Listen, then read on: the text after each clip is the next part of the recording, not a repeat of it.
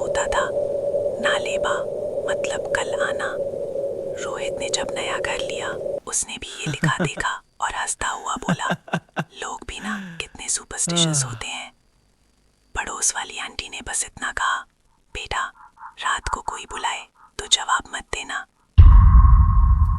रोहित ने बात को सीरियसली नहीं लिया।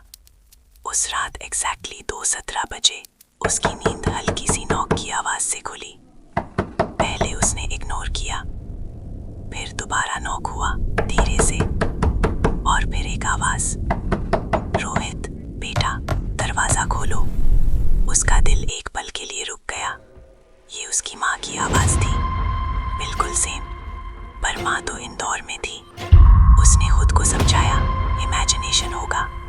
तभी तीसरी बार नॉक हुआ, इस बार ज्यादा करीब से। रोहित मुझे अंदर आने दो। आवाज में एक अजीब सी ठंडक थी। रोहित धीरे धीरे दरवाजे के पास गया। कौन? उसने पूछा। बाहर से उसकी गर्लफ्रेंड की आवाज, बेबी मैं हूं। रोहित के हाथ ठंडे पड़ गए। आवाज बिल्कुल परफेक्ट थी, जैसे कोई उसके दिमाग के अंदर से बोल रहा हो। तब उसे कॉलोनी की दीवारों पर लिखा हुआ याद आया, नालेबा। लोग कहते थे वो अंदर तब तक नहीं आ सकती जब तक आप खुद इनवाइट न करें। उसने तुरंत चौक उठाया और अपने दरवाजे पर बड़े बड़े अक्षरों में लिख दिया, नालेबा। जैसे ही उसने लिखना खत्म किया, बाहर से एक तेज गुस्से भरी चीख गूंजी। फिर सब कुछ चुप। इतना गहरा सन्नाटा कि अपनी सांस भी भारी लगने लगी। सुबह जब रोहित ने दरवाजा खोला, सब नॉर्मल था, लेकिन सामने वाले घर के बाहर भीड़ लगी थी। पड़ोसी आंटी रो रही थी। उनका बेटा जो रात को किसी की आवाज सुनकर दरवाजा खोलने गया था, वो लापता था।